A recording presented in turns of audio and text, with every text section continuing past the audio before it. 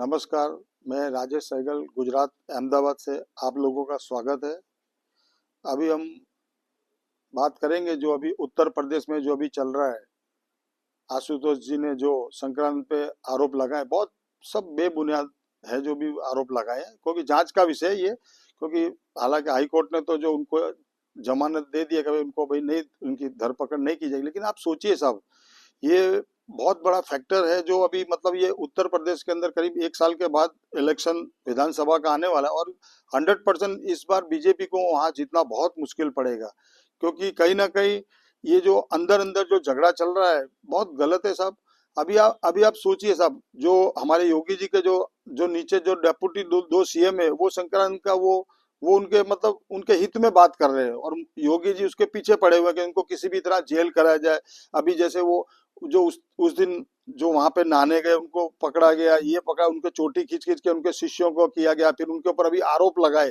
और वो भी ऐसे, जिस बंदे ने आरोप लगाए वो ऑलरेडी क्रिमिनल है, हर चीज में उसका रिकॉर्ड है। और वो योगी जी का खास है।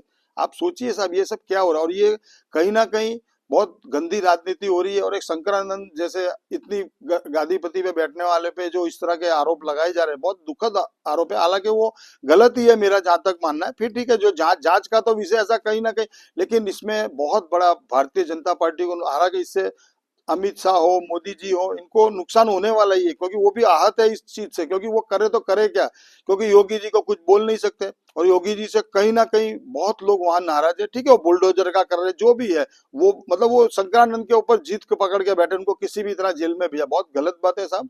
वो अगर वो ये थोड़ी है कि अगर कोई आपके अगेंस्ट बोलता है तो आप उसको किसी भी तरह का, अभी तो देखो, अभी आप आज पूरे पॉलिटिक्स में क्या, किसी पे ईडी की रेड हो जाए। अभी आपने देखा होगा कल जिस तरह केजरीवाल को लीकर के अंदर जो उनको बरी किया गया। आप सोचिए साहब, आज कहीं ना कहीं आज उस बंदे को बदनाम करके आज दिल्ली में आप लोगों ने सत्ता हासिल की, तो ये क्या है, ये गलत बात है साहब। ये इसका सत्ता का मतलब ये मिसयूज हो रहा है अभी ईडी का, सीबीआई का। तो अभी अभी हाई कोर्ट ने उनको बोला कि भाई वरी किया कि कोई भी इस तरह का प्रूफ नहीं है कि हम सिद्ध कर सके भाई केजरीवाल जी गुनहगार है। आप सोचिए साहब, आज वो बंदा सीएम, आज उसकी तो आप पूरी मिट्टी पलित कर दी, सीएम पद भी उसका गया, दिल्ली भी आपके हाथ में आ गया। इस तरह की नई राजनीति। और ये आप देखना, अभी ये उत्तर प्रदेश के अंदर अभी आने वाले इलेक्शन में बीजेपी को जितना बहुत मुश्किल है, बिल्कुल मुश्किल होगा। और अगर कहीं अभी बंगाल में अगर ये ममता जी 99% तो वही जीतने वाली है, और बंगाल में अगर जीत गई उसके बाद में उत्तर प्रदेश तो इनके हाथ से जाने वाला ही है। क्योंकि ये जो साधु, अरे आप साधु संतों को साथ लेके चलिए साहब, अंदर अंदर आप झगड़ा करवा रहे हैं, आप क्या सिद्ध करना चाहते हैं।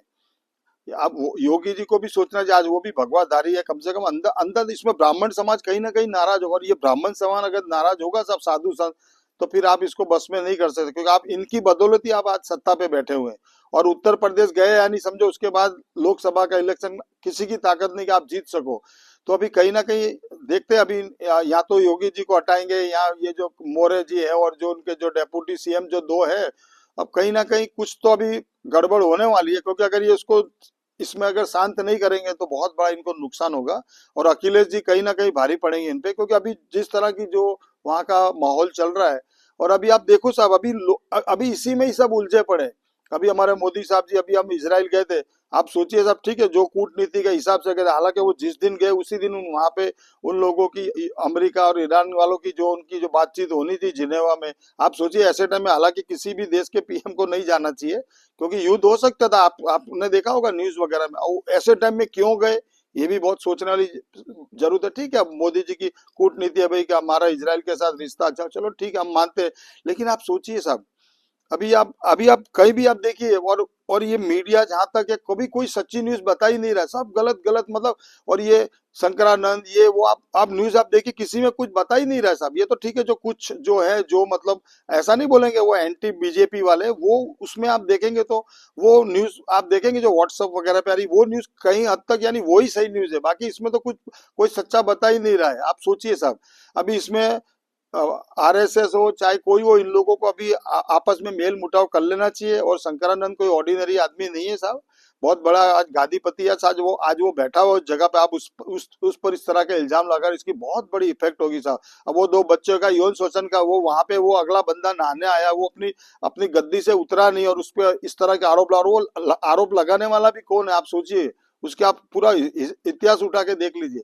तो कहीं ना कहीं भारतीय जनता पार्टी को इसमें बहुत बड़ा नुकसान होगा।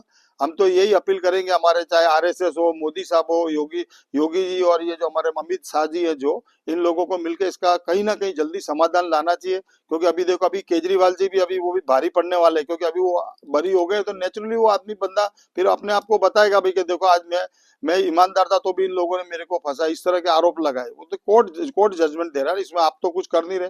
तो हम यही चाहेंगे कि कहीं ना कहीं यूपी का मसला इनको जल्दी से सॉल्व करना चाहिए, चाहे सीएम बदले ना बदले, जो भी है वो उन लोगों को देखना है। नमस्कार, जय हिंद, जय